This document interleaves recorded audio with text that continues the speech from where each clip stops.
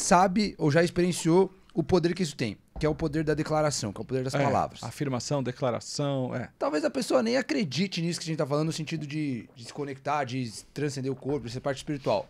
Mas ela acredita no poder da palavra. Acredita. O que você entende como o poder da palavra? O que você tem de experiência das declarações? Porque você faz todos os dias são declarações. Eu vou tentar, assim, quando você tá muito doido e você declara sobre você, não acontece nada.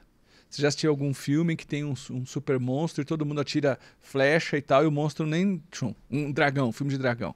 Game of Thrones. Sim. Aí não acontece nada. Mas você já assistiu aquele que a flecha pega. Quando a gente está muito estressado, corrido, na loucura, você pode declarar o que for, não vai resolver nada. Por isso que eu falo do poder da primeira onda. Eu aprendi isso. Afirmações positivas. Quando você faz para um cérebro estressado, o que é um cérebro estressado? Vamos pensar naquele eletroencefalograma, vamos pensar no controle que o médico tem. Todos nós, eu, você, nós temos uma frequência pessoal.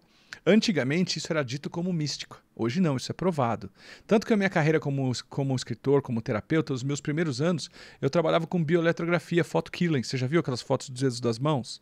Você tira uma foto de uma impressão bioelétrica ao redor do seu dedo e isso dá uma codificação indireta sobre a sua aura, seu campo de energia. Nossa, nunca vi isso. E isso dá para detectar doença até 8 anos antes de nascer. Tá, mas aí, por exemplo, com isso você consegue entender qual é a frequência da pessoa, mais ou menos? Você consegue entender não necessariamente a frequência que ela está em hertz, mas você entende que o fígado tem uma frequência, o pulmão tem uma frequência, inclusive se chama medicina vibracional. O início da medicina vibracional é assim, surgiu com um cara chamado Albert Abrams, que inventou as caixas pretas de radiônica, que era basicamente o seguinte, ele entendia que o seu baço, vou dar um número qualquer, tinha 63 hertz de frequência, saudável.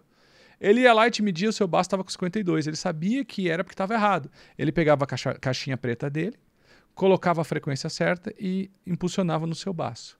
Esse cara morreu, considerado sendo charlatão, foi preso, foi combatido. Porque o começo do trabalho dele, ele começa a simplesmente jogar fora todas as terapias invasivas ou medicamentosas. Então ele foi um cara que chegou no momento que não estava pronto. Inclusive, muitos livros citam ele como charlatão, mas muitos livros citam como ele um grande precursor do que é hoje a medicina vibracional. Os alemães são muito bons nisso. Graças a Deus o Brasil evoluiu muito também. Que é a medicina das vibrações, que é a medicina de você entender que a medicina no Brasil é dita como uma só. Mas em alguns lugares do mundo existem outras medicinas. O que é a medicina vibracional? É uma outra medicina. Então, que olham aspectos diferentes. Você conhece histórias em que o próprio médico falou, olha, procura a tua fé, porque aqui não tenho mais nada para fazer. Então, o erro de qualquer medicina é trabalhar sozinha. Isso é um cuidado que a gente tem que ter. Sempre. Agora, por outro lado, todo mundo tem na família aquela pessoa que só vai na alternativa, que só vai no chá. Eu sou autor de livro de chá, tá? Acho super errado a pessoa só em uma medicina. Entendi. Então, a cura, a transformação acontece quando eu junto várias medicinas, que é juntar várias ferramentas. É bom de trabalhar aqui, né? Várias metáforas ficam fáceis.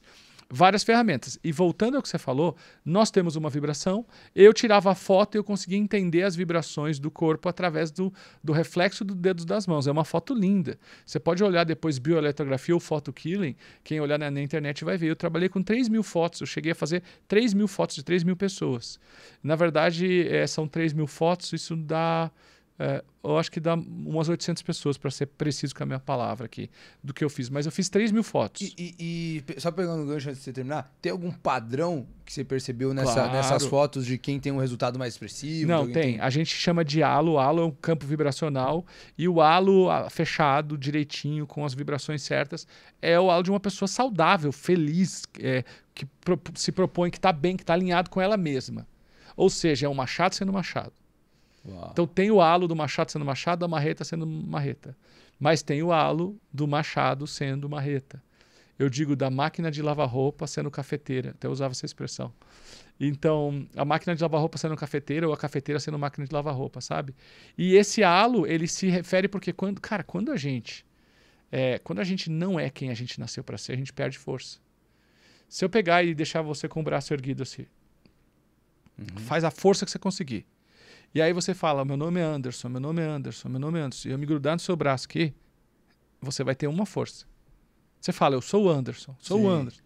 Eu me apoio em você. Você vai conseguir resistir até um determinado tempo e vai soltar.